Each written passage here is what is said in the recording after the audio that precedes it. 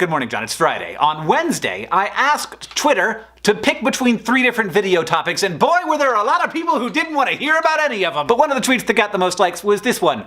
How about D? Puppies. So this video is entitled Top 10 Best Dogs Ever. And if you are unsatisfied with this content, then blame the Steffi. Or any of the 31 people who liked her tweet, including me. Let's begin! Number 1, Stubby, a dog who served the Allies in World War I. After being exposed to chemical weapons and then recovering in a hospital, Stubby became attuned to the scent of these chemical weapons and could alert soldiers before they could smell the gas coming. He was wounded twice, he served in 17 different battles, and he captured a German spy, recognizing him by his language. An act for which Stubby was promoted to sergeant, outranking his owner. Number 2, Lily, a pit bull who pulled her unconscious owner off of the railroad tracks because there was a freight train coming. The owner did not get hit by the train. Lily did. The poor puppy lost one of her legs but survived, and if you think that story is remarkable, check out number 3. First dog trying to cross a highway gets hit by a car. Second,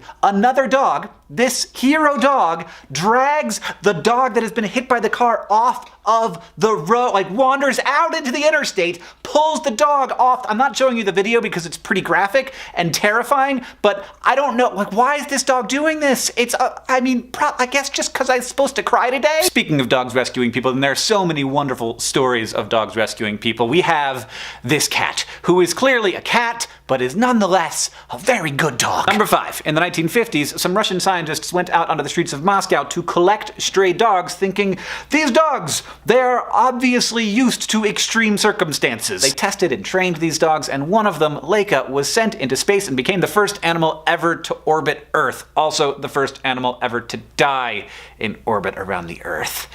Not how we wanted that one to end. You know the first animal that went to space? It's a fruit fly. Number 6, Alvin and the Chipmunks. I know you think I'm crazy, but it's a little known fact that the actors who played Alvin and the Chipmunks in Alvin and the Chipmunks The Squeakquel, actually very small dogs. Nope. Number 7, Bummer and Lazarus, who are 2 dogs, but we're just calling them 1, sorry. These dogs didn't just survive mid-1800s San Francisco, where stray dogs outnumbered people and were killed and poisoned regularly. They became nationally famous for their companionship with each other and their ability to kill rats like crazy. Bummer and Lazarus were eventually exempted from local laws, and they showed up all the time in cartoons about San Francisco. They just sort of be there in the background. Number 8, this dog, which somebody sent me on Twitter. I asked people to send me dogs on Twitter, so I picked one. It's real cute. It's a good dog. Number 9, Tweety Bird, who is a canary. And canaries are birds, but they are named after the Canary Islands, and the Canary Islands are named after the Latin word for dog. So, by the transitive property,